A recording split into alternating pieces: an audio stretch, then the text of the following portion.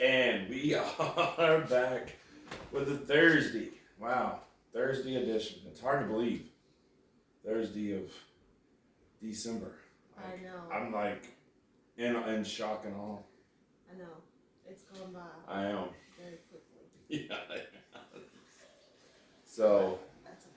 yeah, I mean it's good. Christmas is getting closer. We went looking at some Christmas lights around town last night. It was that I wasn't really foggy, but there was a lot of moisture in the air and stuff like that. So misty, yeah, cold. So it was good. It's good not to go, but It was. not as many lights this year, though. It's kind of. I noticed that as opposed to last year, but we didn't put ours out either. We've been so busy and in and out and got a lot going on. So I mean, we didn't put up our yard decorations or True. whatever either. So True. people may have had the same feelings of whatever like we did. You know, and what's the point? But I don't think anybody's ready for Christmas. You know, we went to the mall Tuesday yes, Tuesday. and ran into some people, and they weren't ready. I mean, just nobody's ready for Christmas this year, it seems like. I mean, I'm in a weird place, and I don't know if it's just because of everything we've been through or what we're getting into or what, but it's like there's maybe it's just because I'm getting older. I don't know, but I see things a little differently. You know what I mean? And I don't want to take or steal that from our kids or anybody else. But I mean, just for me personally, it's different for me. It's more about God and Jesus this year for some reason, and doing something for somebody else more so than a gift or a present or whatever. Like I see it differently for some reason this year. I don't know. I really don't. I can't pinpoint it, but I feel like our whole family's on that train, though. Like, none of our kids can't tell you one thing that they want. Okay, one of them yeah. I mean, but I mean, realistically, it's something that they would have asked for at any given time during the year. Like it's not a And have. specific Christmas gift, but I mean, I don't know. I mean, it's just I think you're right. I think they're all in that same category, and it may just be honestly the season that God has us in as a family in the direction that we're going. Yeah. Preparing our hearts, because I mean that does happen. You know, preparing your heart is something that I think gets overlooked a lot of times, and especially in families because we're wrapped up in what we see. We're wrapped up in what we are doing, our work and excuse me, life around us. Right. You know what I mean? And sometimes even it affects in uh, different directions, like in our marriage, so to speak, because I'm on my track, you're on your track, and I think we lose track of, you know, preparing your heart. Right. It's easy to do. You lose track of maybe he or she is having their heart worked on a little bit. You know what I mean? Right. And we don't give it credit. We don't. Does that make sense? No, it's easy to take offense. Yeah, It's exactly. easier to take offense than it is to be like, they're struggling or they're growing or they're going through something, or, you know, it's not always about you, so to speak. Right. And so I think it's easier to take offense, and I think that's what we do a lot. Yeah, exactly. And you know, give the recognition that they're in that that weird phase like a butterfly goes to. You know, it's Right. this worm, ugly looking thing forever, and then it gets to a point where it's stopped and it's transitioning and it's not doing anything. It's just sitting still. And I think it's important that we give recognition to that time in each other's life, especially as a couple, because people grow, people change, people, hopefully they do, you know, hopefully they're not the same. I mean, I know a few people in my life hated change. Your dad was one of them. Oh. He liked what he liked, the way he liked it, and that's just the way it was supposed to be. And we laugh and joke about it now. Um, but there's certain people they just don't like change. My grandmother's one. She's, you know, with the changing season, like you could tell we didn't get to plant cotton on any of our stuff this year just because of the drought and everything the way it was, and you could tell it's messing with her in a big way because we didn't get to plant cotton this year. Yeah. That's all she's ever known. It's all we've known. The very thought of doing something different and advancing is out of the question. We're going to stick to what we know, and and it's not just because she's older. I mean, she has literally been that way ever since I've known her. It's the way it's always done in that tradition, and so I mean, yeah, it's something we definitely take for granted. I think it's hard too to bring transitions into a marriage, or traditions, not transitions. Traditions. Traditions into marriage. I mean, now you're trying to start your own traditions. Yeah. Plus, now you've got his side, her side. You got to keep up with everything, and that's always been a struggle. It's always been a hardship. Yes. And I'm talking really around the holidays because you have to have Christmas with everybody. I mean, that's just part of it. And so it's like some people are very specific. They want it on Christmas Day. Yeah. And with my job, it was never on Christmas Day for me. I always worked Christmas, it seemed like. I would rather work Christmas and be off Thanksgiving, and that was just my thing. And then certain people had it Christmas evening for dinner. They wanted Christmas lunch. Somebody wants Christmas breakfast, but we don't live anywhere near each other, and it's hard to break those traditions because that's what they worked for so long. Yeah. It's hard to bring that into a marriage too. It is. Well, I mean, like for me growing up, my I guess you would say immediate family lived all right here close, between Tahoka and Post, and so, but growing up, like it was so different to me. We had multiple Christmases and Thanksgivings, and it was that way all the time.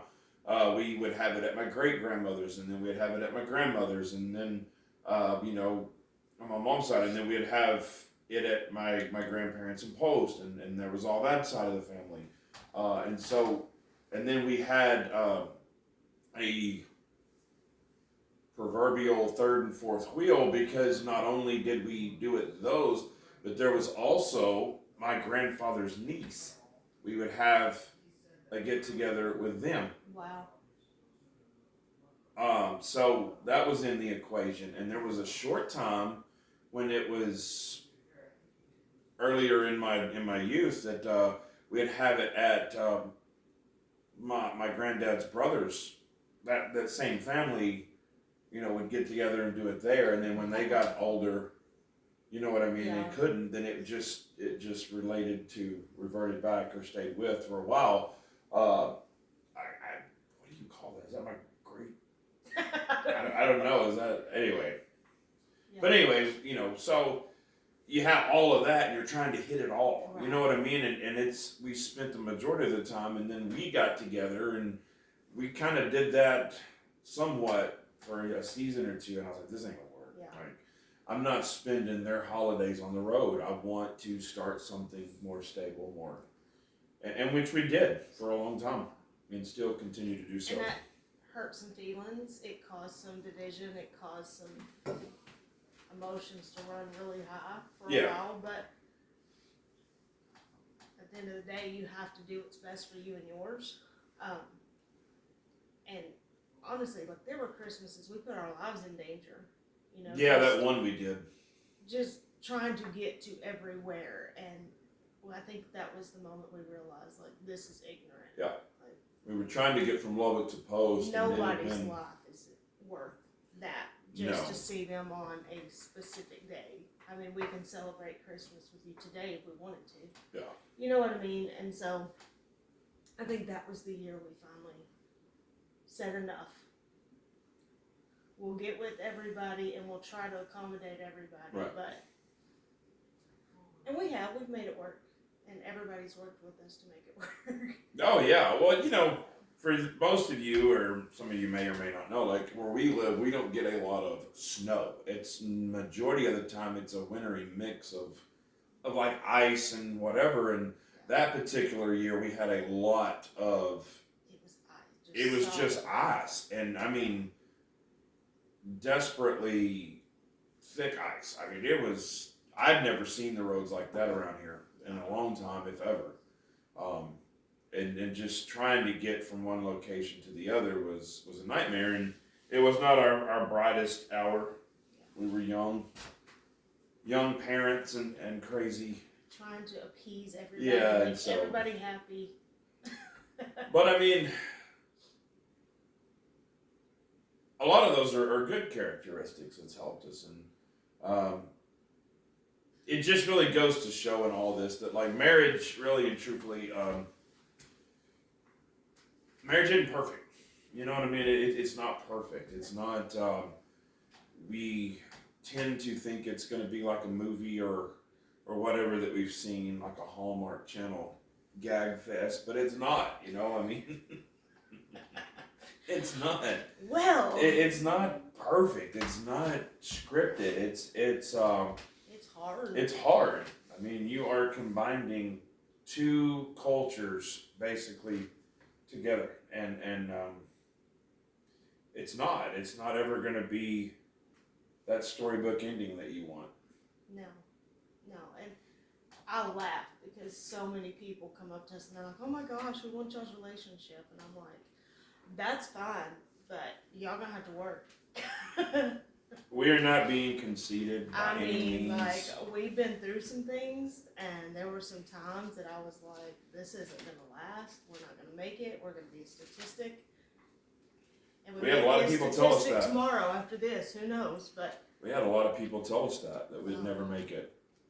There were a lot of times I thought they were right. I mean, you have to work constantly every single day to make your marriage work. And we have failed a lot. Yes. There's been a lot of times where the only thing that we didn't throw in the towel for is because I don't think either one of us had anywhere to go. Oh, we did. I mean, if you want to be real about it, because neither one of us, we were both so prideful we weren't going to go back home. We weren't going to run to our parents. Maybe so. I mean, I can see what you're getting at, and maybe so, but I mean, we did have places we could go. We did have options. We just didn't want to use those options. And I think a lot of it boils down to you and me are both just two imperfect people that refuse to quit. We know we got faults. We know we got, my English teacher would be mad right now. We know we have faults. We know we have imperfections. I hope your neighbor's not listening. That's who I'm talking about. But we just refuse to quit. We refuse to throw in the towel and say it's over. I don't know why. I couldn't tell you why. I know for a fact when you were asked multiple times through our struggles why you didn't leave, you just always told them because God told you to stick it out or something to that degree. I never felt released to leave. Yeah. At the end of the day, you were hurting. There was a lot of past hurt. There was a lot of present hurt. And let's be real. I didn't make things just easy on you. I mean, you know what I mean? Because I was hurt. I didn't realize it at the time, but I was hurt too. And at that point, you have to decide if you're going to be there to help them pick up the pieces and help heal their hurt. Or if you can't do that, then yes, I absolutely think you need to leave. I feel like if you aren't willing to step into that role and let go of yourself and help that person heal and get the person the help they need, whether it be medicine, whether it be a doctor, whether it be a counselor, whether it just be you, like getting them that help that they need, if you're not willing to step into that, then absolutely. If you're just sitting there making their life miserable and worse, you absolutely need to step away if it's something you can't do. And it's okay. Like, don't bash yourself if that's what you can't do. But I felt like I had to change my mindset. Like, I couldn't be a part of your problem anymore. I had to help you with your problem. All the while trying to heal myself too. But I don't think I realized I was broken until after the fact. Okay. You know what I mean? Like, I don't think I never looked at it as me. I was like, this is your problem, and I'm here to help you. I never looked at the fact that I was broken too, and I was just trying to operate out of brokenness. Well, I also credit it too the fact that we had some provision at first. We had a mentor who had been through quite a bit in marriage themselves, and would not marry us unless we met with them 4 times. I think we probably shared this, but in those 4 meetings, they were crucial instruction. Yes. Very crucial instruction. Very, he said his basic statement was, we can't go into the workforce without spending at least 4 years at a college to get some kind of education, but yet we send people into marriage blind, uneducated every day. And so it made a lot of sense, even to a 25-year-old or whatever, 20, I was in there somewhere, 23, somewhere, it made a lot of sense to me. Being that I'd already been in a horrible relationship / divorce before, baggage and emotional baggage and stuff like that. I mean, even bringing that into our relationship, I mean, it made sense to me going forward with you that what he was saying, and I was like, yes, because we both wanted something different. We both, like you had been in a unhealthy relationship, engagement, that did not benefit you in any way, and then mine, and so then coming together, like we had all kinds of negative things stacked against us that we chose to bring into the equation when we went to the route of engagement and joining that. That's basically what you're doing. You're agreeing to bring your side and my side together. Right. No matter how you want to cut it. All your past, all my past is coming together because the Bible literally says this. I wanted to share this because I thought it was imperative. Genesis chapter 2, verse 24, it says, "Therefore shall a man leave his father and his mother, and shall cleave unto his wife, and they shall become one flesh." I think that's, very crucial, the way it says one flesh, that you two are becoming one. Yes. It's not his and hers, it's one. God sees you as one joined body. And I personally think that is completely left out of marriage. I think modern times it's become motivated and rooted and moved by so many different things, but I do not think that God is the head of the majority of it. Right. And why do I say that? Because I don't think divorce would be at such a high percentage the way it is if God was. I always say this: God can't give you what he doesn't have. He can't give you sickness, he doesn't have it. He can't give you a bad relationship, a bad marriage, because it's not in him. All through the Bible, when Jesus is talking about the bride and the bridegroom, it's a positive influence. It's a unity. It's a joined, unity between two people, man and woman. It just said man and wife, not man and man, not female and female. It's between a husband and a wife. And yeah, I know I'm going to get backlash for that, but I don't care. It's the fundamentals that we stand on and base our whole, I was going to say religion, but that's not true. Our whole intimacy with God on is that sanctity that God created. Yeah, absolutely. Um, never said that it was going to be easy, No. but it also talks about the three strands, and he has not always been the center of our marriage, and that's I think where we have when we've fallen, when we Every time. looking back now at our track record, so to Yes. speak, that's where we missed it. Yeah. That's when things were not good. Agreed. And those were the times that we were both ready to throw in the towel. Yeah, I mean, for sure. Our relationship has had multiple roller coaster experiences. We've had ups, we've had downs, we've had great achievements and devastating blows. Yeah. You know what I mean? We have, and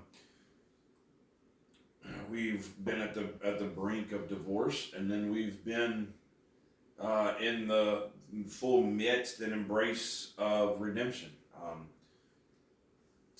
Bringing everything back circle, and while we still have disagreements now, they're not near as bad as they used to be, and they're not near to the extreme that they used to be. It's normally under extreme circumstances that we endure those things. We've gotten a lot smarter and a lot wiser. But I think it's imperative that you view each other in the way that you're meant to view them, and I think that's where a lot of the problem happens. I feel like so many people get stuck in this rut Mm-hmm. because when you first get married, you're like, oh my gosh, you're my everything, you're my world, this is wonderful. And then something happens at work and he comes home in a horrible mood, or she comes home and she's just like, leave me alone, whatever. And you're like, well, what? How do I deal with that? We get so offended so easily. Yeah. Instead of taking the time and giving those people some grace and just being like, okay, it's not me, it's her. You know what I mean? Or, okay, it's not me, it's him. And just giving them that grace and being that person that you would want to be in that situation was an eye-opener for me, because, in the first years of our marriage, like, you would come home, have a bad day at work, and I'd be like, I don't have to deal with that crap. Yeah, you do. And that's the whole circle that I'm trying to present, because I don't think we look at it the way we should. I don't think we're looking at the importance and the relevancy of a spouse. The Bible clearly states they are a helpmate. Yeah. A helpmate. And, it's become so clear in today's society because, first and foremost, the headliner is 9 times out of 10 it's sexual. That is the most important, crucial part. We meet at a club. We've had the help of alcohol to some degree, whether we're blitzed or buzzed or whatever, even if it's just one drink to take the edge off. And we're trolling, looking for somebody to hook up with that night. That is a goal in modern time. That is the main thing. It's not to get to know a person. It's not to, truly figure out who they are as a person. It's, they look good, I want to sleep with them, and hey, everything went well last night, so let's continue on. And sometimes it leads into marriage without any foundation.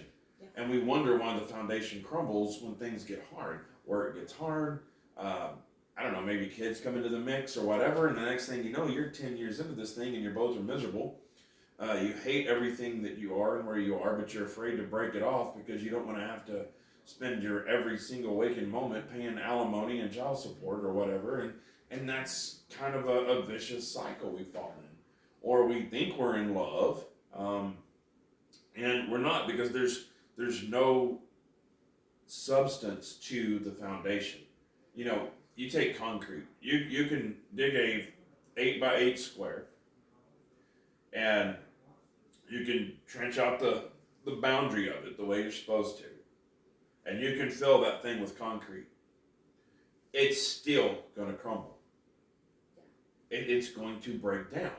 That's why they put substance in substance in concrete. It's got most of the time it's got a big base of rebar intertwined like in itself, Right. and then normally there's a roll of chicken wire that goes on, because you actually can pick that up, and what it does, it'll shake down the rocks a little bit and mix it up. There is substance in that makes it stronger, that'll Right. make it last longer. And that's what God is in a marriage. You know, He is that rebar. He is that intertwined force that keeps things together. Yeah. And you said it a while ago, like without Him, that's when we've experienced our hardest times. That's when we went through the most difficult edge of the cliff situations, was when God was not in it, and everything else. And that's why I've been, writing these blogs the way that I have. And that's why I've started with this book the way I have. And hopefully get it out before the summer. But I want to encourage and educate as many people that will give me the opportunity on what I have learned through our brief, I guess you would say, 20 plus years, whatever, of being together, and the ups and the downs and things like that. Yeah. So, I mean, I think it's imperative, because I don't think it's talked about. I don't think it's instructed. I don't think it's taught on the way that it should be in our churches, in our homes, in the friendships that we carry. Like, God is not the root. He has become outcasted and shoved aside. Yeah, absolutely. And 90% of the people that come to us, it's marriage related. To some degree, it ties back into it. It's either marriage or addiction related. 90%. It's causing a problem with their marriage. Yeah, like we deal with some other things too, but that's the base load of people that come to us and ask us, and I'm like, we're really not the people to give you advice, but maybe we are.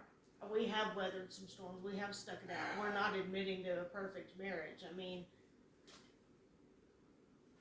we still have our disagreements. We still have our hurt feelings. Like, we have learned, and I'm just going to say, like, probably in the past year, how to truly deal with those feelings and how to not make them big, knock down, drag out fights like we used to have. I mean, we've changed in our fighting, I guess, is what you'd say. We've changed that. We've learned that strategy sometimes works better than blows. Yeah. I think we're finally, have decided that we're on the same team, maybe. We're not against each other. I feel like when we used to fight, it was like, why'd you turn? Like, why are you against me all of a sudden? And I don't think that's ever really been the case, but that's exactly how we've always felt. Well, the enemy wants that. He wants division. Yeah. A house divided cannot stand. Matthew was clear on that. Yeah. And, well, Jesus was clear as Matthew recorded it, but you know what I mean. But, I mean, a house divided cannot stand, and that's what the enemy tries to do. And, so many times in a relationship, that's what happens. You get divided. You get separated in your theologies and your ideologies, and it doesn't work. And then you're divorced, and you're meeting up at Stripes every other weekend, passing off the kids or whatever, and it's a sad situation. But why people are so against God, I don't know. I really don't, because nothing in there has God ever done for anybody, even in the Old Testament, that wasn't to benefit them.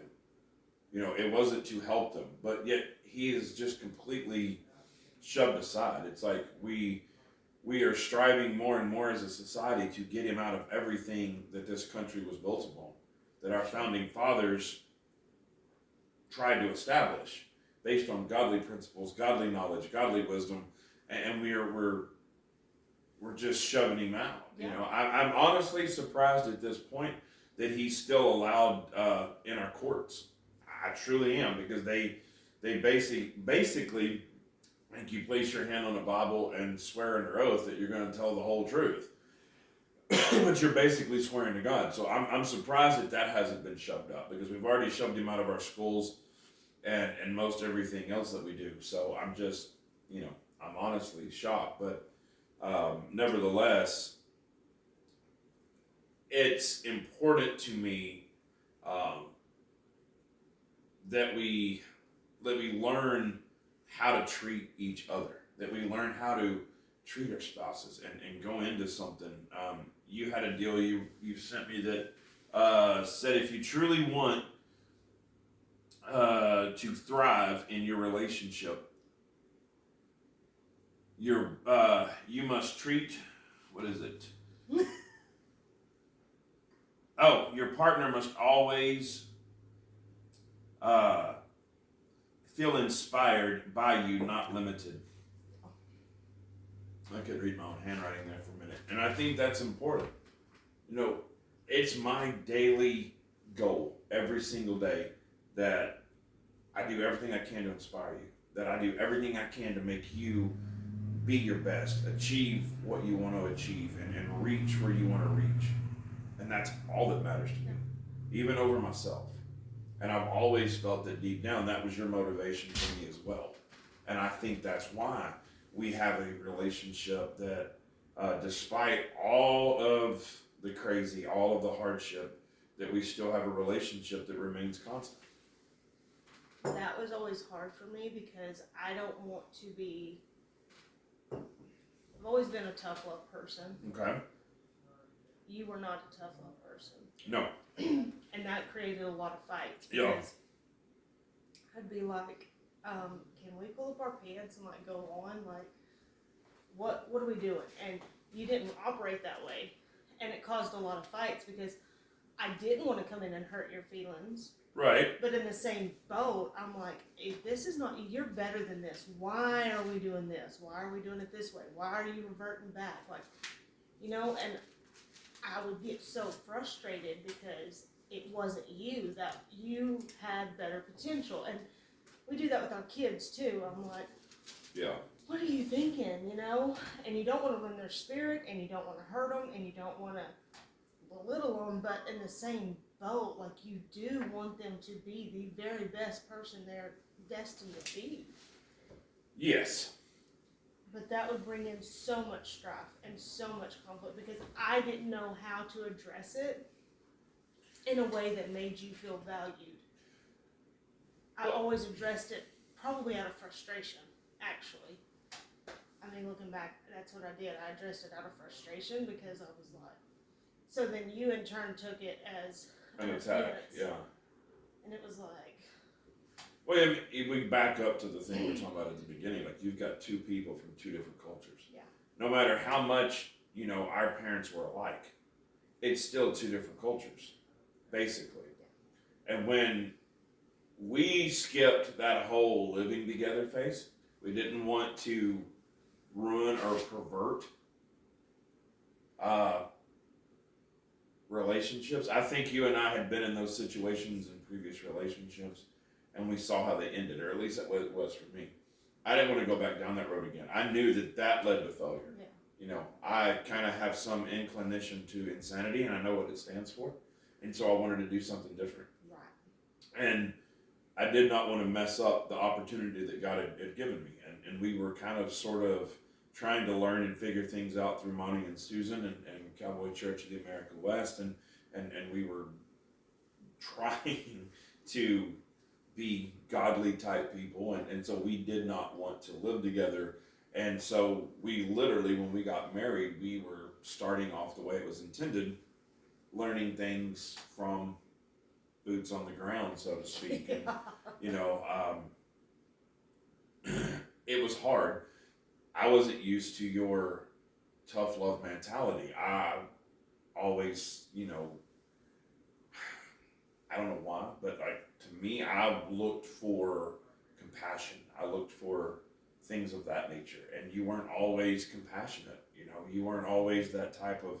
I guess your mom and dad were very hard nosed, and it was like, you're not dying, get up, and so you know what I mean. Um, I, and really and truthfully, I was kind of in a way brought up that way too. Maybe that's why I desired the other, because I'd never seen it. I'd never had it. yeah. I mean, they weren't bad parents at all. I'm not saying that, No. but I mean, they were. I was kind of brought up to be tough, and I kind of felt that was just our generation. probably You know what I mean? Like, not everybody got a trophy. yeah, like we. No. It was just kind of a tough love generation, honestly. We got our butts busted Yeah. In public. all the time. You know what I mean? I Yeah. feel like that's just how it was. I mean, We weren't sissies. And so, I mean, with that being said, I mean, yeah, it definitely caused a lot of trouble, but in a way, I've adapted. In a way, I've changed over. I mean, because I guess maybe I've learned that that's kind of how you, I don't want to say are, but I mean, I guess that's your language. You know what I mean? You understand that. And so I've kind of become that, and you've kind of become more compassionate. So it's not that we've switched roles, but we've intertwined those roles. We've kind of meshed them together. And I don't know if that just comes from years together, that you learn how to communicate better and react better and interact better, and I don't know. I don't know what it would be defined as. kind of like that reality versus expectations. Okay. Like, you expect me, like, in your head, like, I'm going to react a certain way, but in reality, I didn't react at all like you thought I should. And you're just like, that didn't go at all how I had it planned in my head when we were starting this conversation. Yeah. And so you're kind of like dumbfounded. You're like, okay, that's not. I'll never forget this story. And it's funny because, like, my dad would get mad at some of the craziest crap. Oh yeah. I mean, and I'm not talking bad about him. I'm just saying, like, No. the things that would set him off, I'd be like, okay. And then, like, huge things, he'd be like, that's all right, we got it, we'll make it through. And I'm like, Devastating situations. yeah. Yeah. And so I remember, like, well, like, for starters, when we were going bridesmaid dress shopping, I had all my bridesmaids with me. Mm-hmm. We got hit by a toilet out of the back of a truck. It shattered the windshield. It was a big thing. Well, he was mad over that. So I was like, okay. It wasn't my fault. That there was nothing I could do. I don't know how you dodge a toilet. Anyway, my mom tells this story about one of our kids was having a birthday party, and they had just gotten a new truck. Well, it was like a week old, maybe two. So she took it to the car wash, was going to get it washed before they came to our kid's birthday party, and she dented the front fender. Turned too sharp or missed the turn or something. In the Dented the car quarter wash, panel. yeah. The front quarter panel. So she was like, if I tell him, it'll ruin our party, whatever. So she's like frantic, and he's like, okay, it's all right, so are you. And she's like, what? You've not spoken to me over, less things than that. So it's funny that that's how we are with each other. It's, oh my gosh, I'm expecting the worst, and you're like, that's all right, we got it. Or if you're like, they'll be fine, they'll react this way, and they blow up, and you're like, okay, like. I think a lot of it has to do with the mood of that day. I do. I think a lot of it has to do with things that might have happened or whatever. Yeah.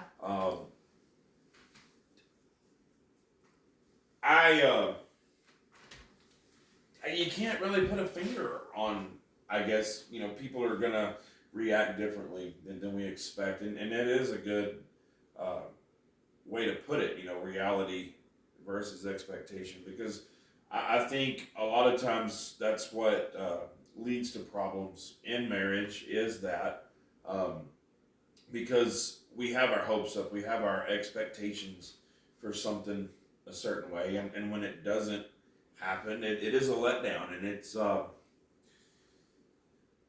devastating blow, I guess, to your not really your character, but Your ego. yeah, there you go, your ego. And so one thing that is very, I guess, crucial is something that Paul wrote to the church in Ephesus. It's Ephesians 5:33. He says, nevertheless, let every one of you in particular so love his wife even as himself, and his wife see that she has reverence her husband, or she reverence her husband, excuse me.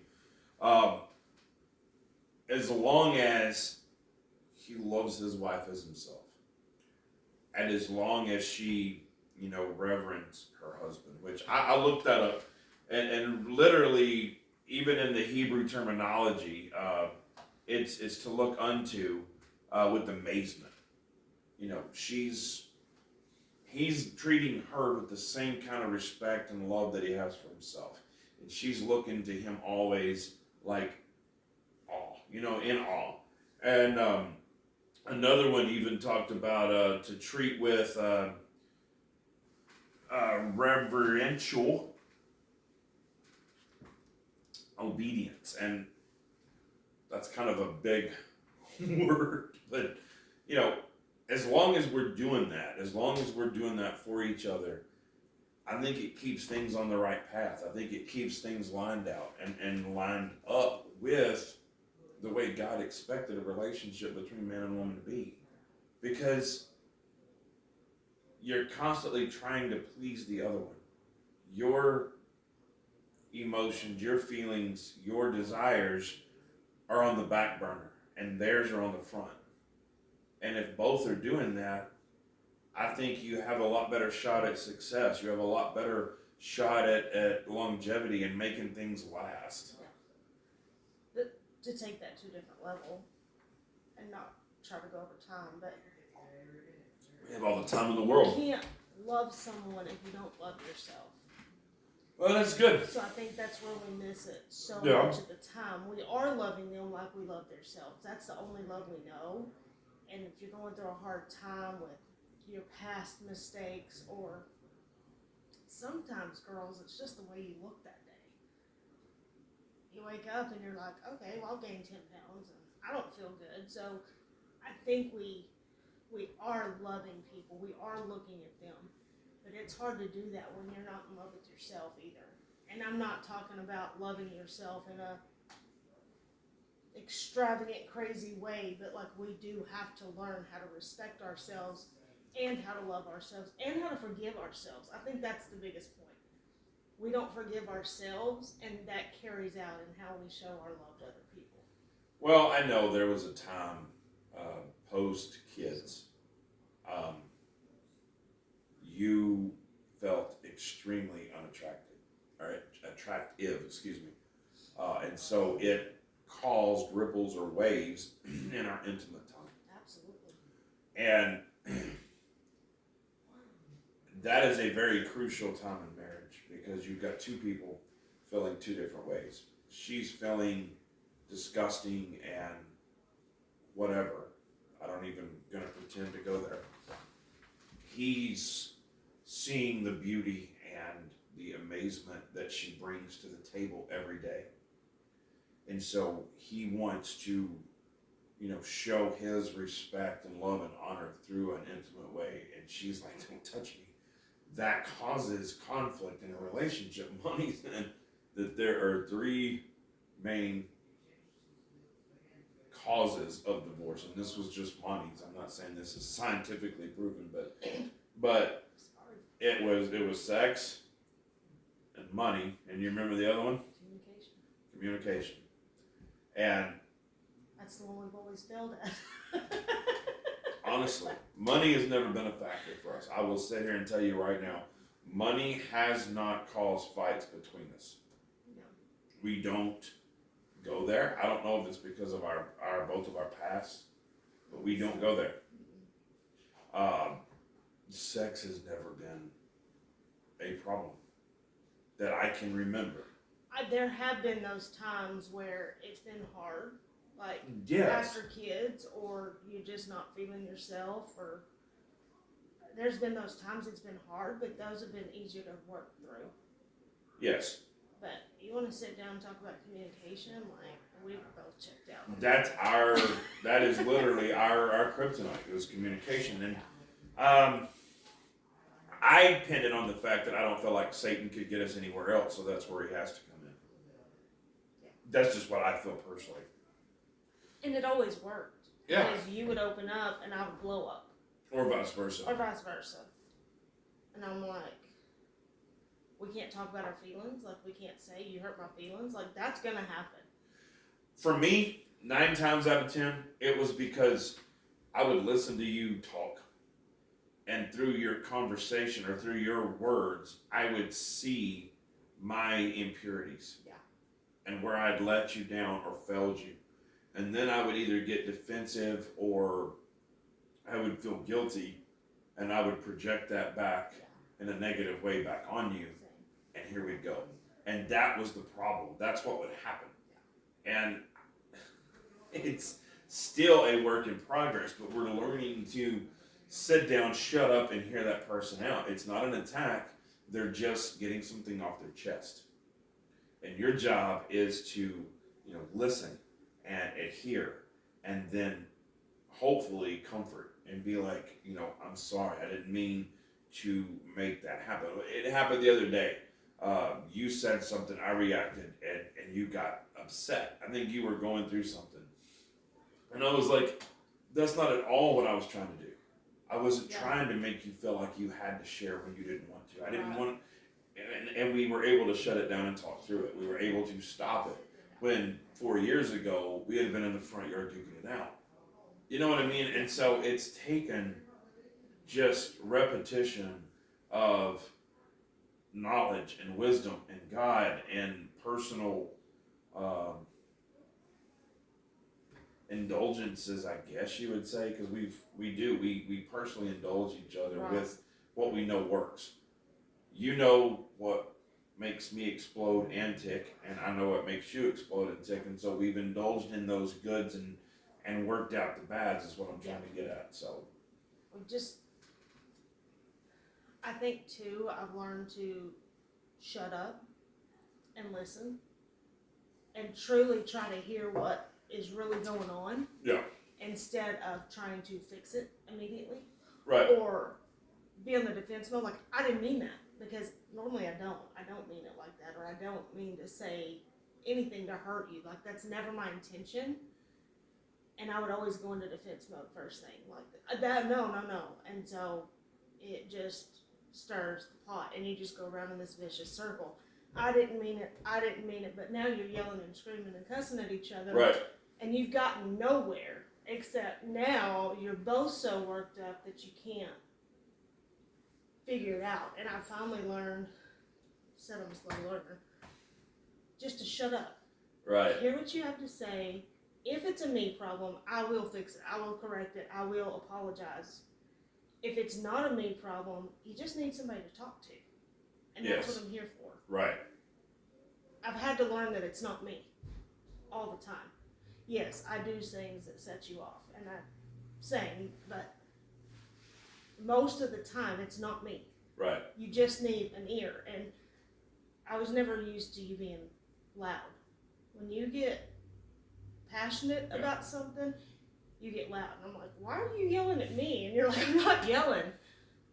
But it's... My mom never got that either. Like to the day she took her last breath, when I got passionate and worked up, she was like, she would turn off. And it's not that. Even my own mother didn't even know. Yeah. My grandmother's the same way. I can't get real with her. Everything has to be okay, smooth.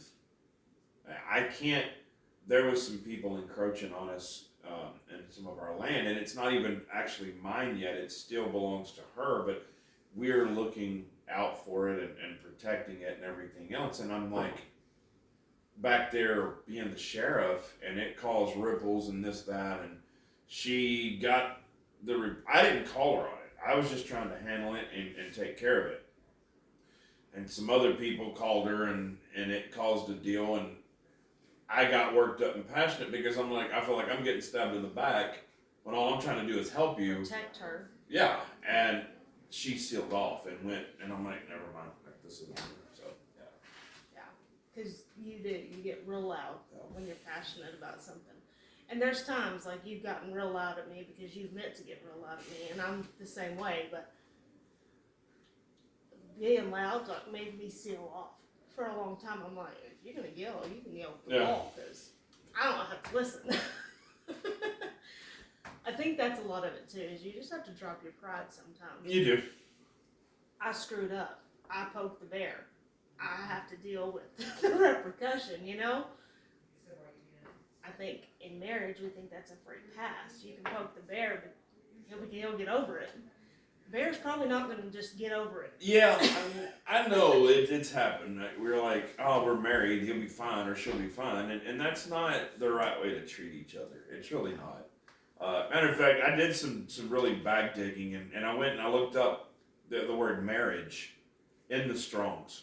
Okay. And the Hebrew word is the Strong reference 2859, and it's actually spelled Chathan, pronounced Chathan, because it has the long hyphenation. But it literally, one of the definitions it gives in there is allies or allied, to make a treaty. And so I'm glad you brought that up, because it made me think back to that, because it is, well, we are allies. We're not against each other. Yeah. It's the same equivalence of us signing a treaty when we sign that marriage license, that we're willing to work together, as allies to tackle anything that comes our way. Right. You know, I'm so sorry. It's imperative that we work together, not against each other. And so many times, that's exactly what happens, and that's what comes in and brings in everything that harms us is division. As long as we can stay allied and together and no wedges form between us, we're unconquerable, like to the ends of the world.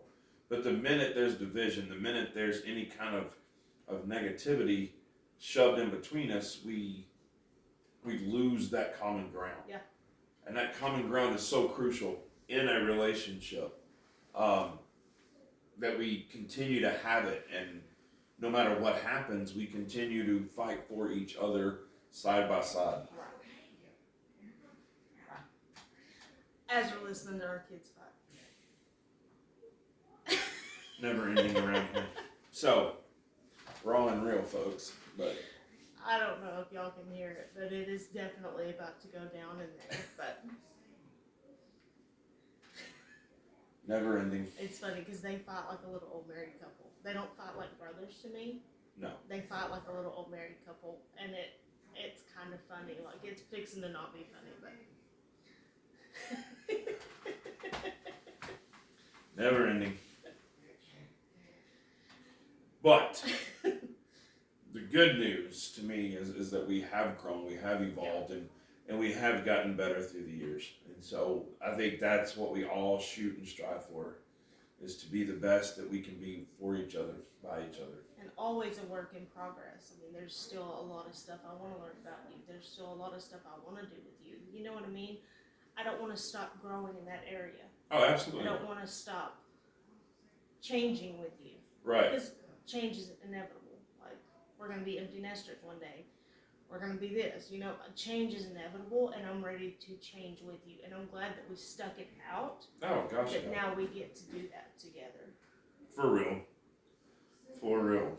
And, I mean, that's the whole reason that I ever wanted to, be married with you, to you, was to be able to spend the rest of my life with you. It was never to accomplish anything other than that. You brought out the best in me. you were the part that I was missing. And I think that's exactly why Moses wrote it out the way he did in Genesis. When he says, you two are going to become one flesh. You're going to become one person. You know what I mean? Like, we're unified. You're the piece that I'm missing. I'm the piece that you're missing. And that's the way that it is. And I guess we are fixing to run out of time. So I didn't know we had that problem. So I didn't know either. anyway, Good to know. good to know. So I think that's why it's crucial that it is that way. You know, that we are the better half of each other. We are the missing link that brings everything into full circle and completion. For sure.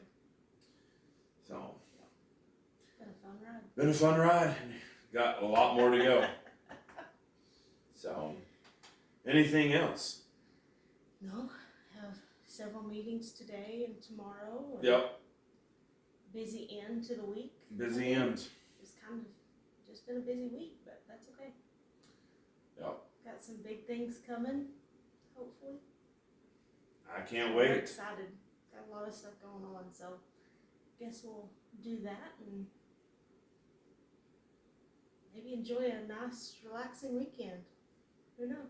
Who knows? Well, as always, we love you guys, and thanks for giving us a chance to be a part of y'all's life. And anything we can do for you, reach out. Absolutely.